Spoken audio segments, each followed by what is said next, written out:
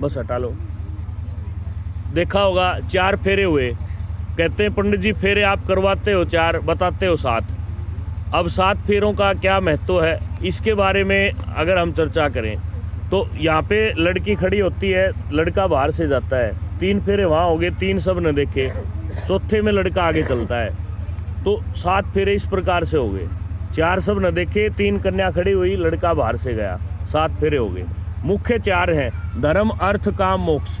ठीक है, जीवन में धर्म का काम कौन करती है? पत्नी करती है। तो वो कहती है कि आपके आगे चलूंगी मैं, आपके लिए व्रत करना, उद्यापन करना मेरा कर्तव्य है।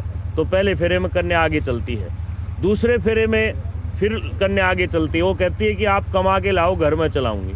ठीक है, आप जैसा भी कमाओगे उसी से मैं काम चलाऊंगी।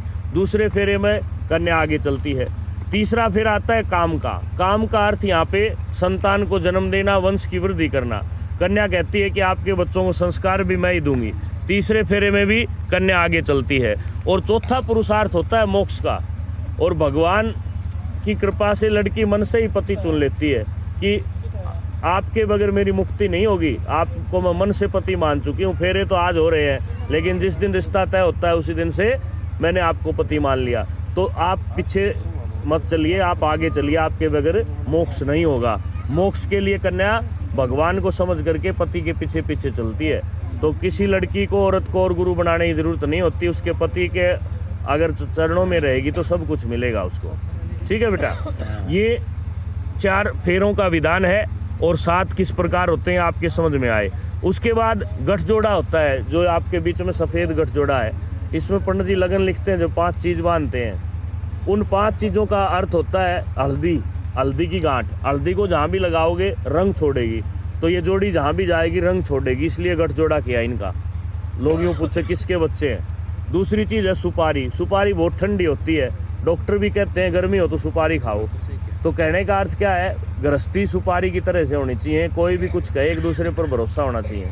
चाहे आप देश में प्रदेश में कहीं भी काम करो, लेकिन एक दूसरे पर भरोसा होगा तो जीवन अच्छा चलेगा। सुपारी की तरह ठंडा रहना सीखो। तीसरी चीज़ है बेटा दूब, दुर्वा। दुर्वा ठंडी हो और आप दुर्वा सूखी हो, आप उसको पानी में डालते हो, शाम को तो सुबह हरी होती है। पति पत्नी किसी बात पर बिगड़ती है, शाम को तो सुबह हरे होने चाहिए। ये दुर्वा से सीखना चाहिए। चौथी चीज़ है बेटा धन। धन दोनों का इकट्ठा है, कोई भी कमाओ दोनों का एक है। कभी ये नहीं कहना ये मेरा है, ये मेरा है। और 5वीं चीज़ है बेटा सबसे मुख्य पुष्प। फूल को जहाँ भी हम लेके आते हैं, इसकी तो लाइफ ख़त्म होगी, लेकिन हमें खुशी मिली है, तो दूसरे के खुशी में शामिल हो। अपने दुख को ध्यान में न रखते हुए दूसरे की खुशी को जाओ तो खुश होकर के जाओ।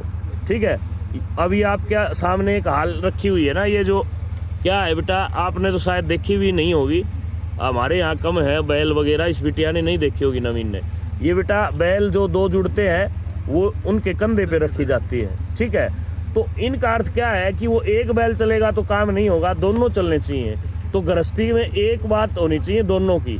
अगर रेलगाड़ी की तरह 2 तरफ जाओगे ना, 2 टायर होंगे तो काम नहीं, एक बन के चलना पड़ेगा। तो दूसरा इससे आगे नहीं, इससे आगे निकलते ही वो हल काम नहीं करेगा।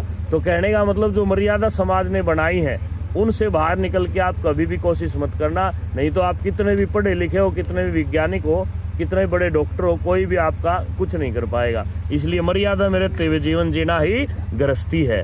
ये बेटा इस प्रकार से फेरे संपन्न हो गए। दोनों आराम से खड़े हो जाओ आप।